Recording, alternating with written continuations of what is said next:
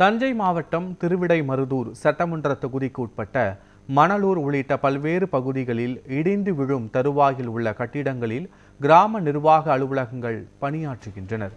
இதுகுறித்தான கூடுதல் விவரங்களோடு எமது செய்தியாளர் விக்னேஷ் இணைகிறார். விக்னேஷ், வணக்கம். விவரங்கள் என்ன? வணக்கம் பத்மநாபன். ஒரு நாட்டின் முதுகெலும்பு கிராமம்தான்.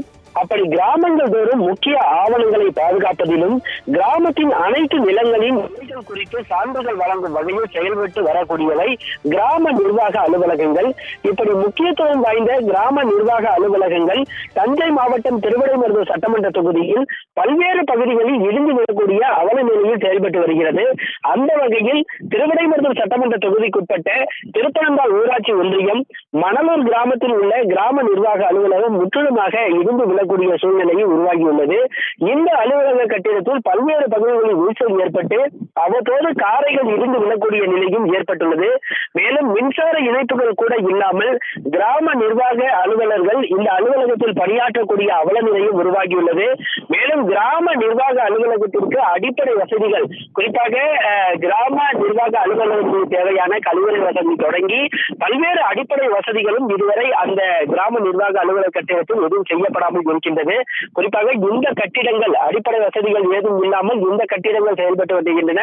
பல ஆண்டு பழமையான கட்டிடங்களாக இருக்கக்கூடிய இந்த கட்டிடத்தில் தான் ஒரு கிராமத்தின் முக்கிய ஆவணங்களை பராமரிக்கும் நிலை தற்போது இருந்து வருகிறது.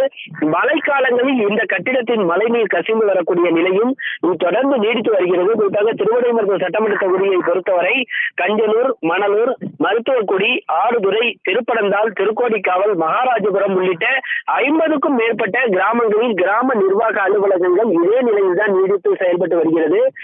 திருவிடைமருதூர், கோட்டூர் உள்ளிட்ட பல்வேறு பகுதிகளில் இந்த கிராம நிர்வாக அலுவலகங்கள் வாடகை கட்டிடத்தில் செயல்படக்கூடிய ஒரு அவல நிலையானதும் தொடர்ந்து நீடித்து வருகிறது.